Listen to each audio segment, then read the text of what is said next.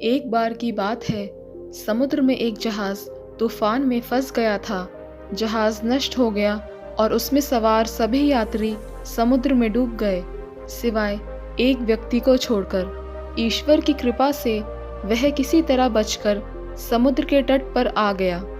कुछ देर बाद जब उसे होश आया और उसकी आंखें खुली, तो उसने अपने आप को एक सुनसान द्वीप पर पाया। जैसे ही वह आदमी उठा, वह भगवान से प्रार्थना करने लगा और उसने कहा कि हे भगवान, मेरी मदद करो, कृपया मेरे लिए कहीं से कोई मदद भेजो। दिन बीतते गए, लेकिन उसके लिए कोई मदद नहीं आई। उसने अपनी रात समुद्र तट पर सोते हुए बिताई।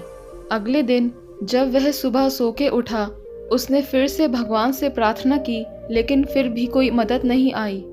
कुछ दिन ऐसे ही बीत गए। अब तक वह पूरी तरह से हार मान चुका था। वह आदमी सुनसान द्वीप की जिंदगी को अपनी तकदीर मान चुका था।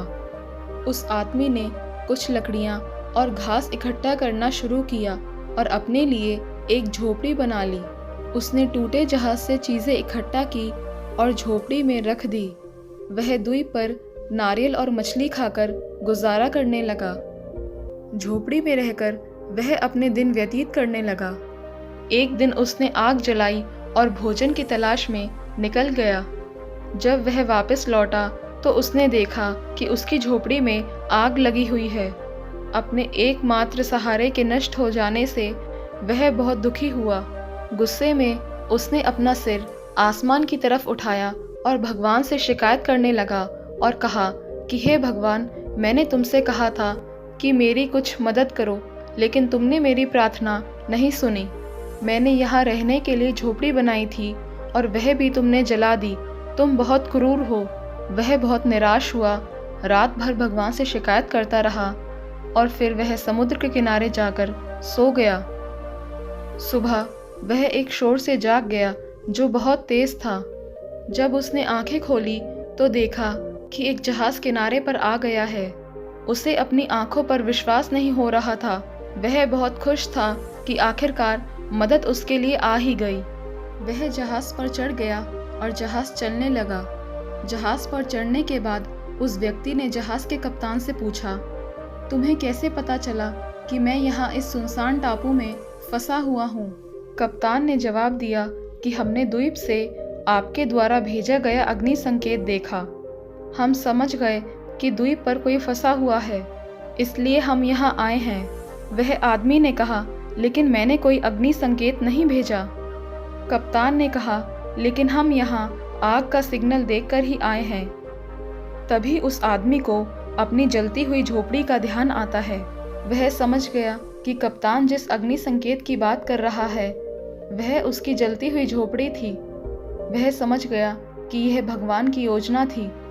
वह समझ गया कि उसकी झोपड़ी में आग लगाकर उसे सुनसान द्वीप से बाहर निकालने की यह ईश्वर की योजना थी। वह समझ गया कि ईश्वर की योजना उसके द्वारा बनाई गई अपनी योजना से बड़ी है और वह ईश्वर का धन्यवाद करने लगा। अगर हम अपने जीवन में देखें तो पाएंगे कि हम अपने जीवन में बहुत सारी प्लानिंग करते हैं। जो हम चाहते हैं वो होता नहीं है और जो होता है उसमें हमारी मर्जी नहीं होती। हम हमेशा अपने जीवन में होने वाली घटनाओं को अपने सीमित दिमाग से समझने की कोशिश करते हैं। जब मुसीबत आती है तो हमारा विश्वास डगमगाने लगता है, धैर्य टूटने लगता है, आशा धुंधली होने लगती है और हम भगवान से शिकायत करने लगते हैं। जबकि ऐसे समय में ईश्वर में आस्था रखकर संकट से निकलने का प्रयास करना चाहिए। 7 अरब से अधिक लोगों की आबादी में भगवान के पास हर एक व्यक्ति के लिए एक उद्देश्य और एक योजना है। हमें बिना हिम्मत हारे परम पिता परमेश्वर में विश्वास रखते हुए अपना प्रयास करते रहना चाहिए। हमारे प्रयास और ईश्वर का आशीर्वाद दोनों मिलकर हमें हर मुसीबत से बाहर निकाल सकते हैं।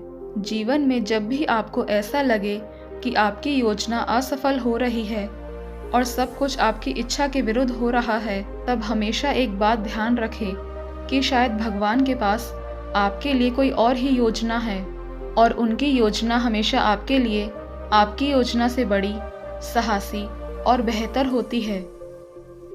दोस्तों, कैसी लगी ये कहानी आपको? अगर कहानी अच्छी लगी हो तो वीडियो को लाइक करके चैनल को सब्सक्राइब ज़रूर कर लेना। तो मिलते हैं अगली किसी कहानी में। तब तक के लिए अपना ध्यान रखें।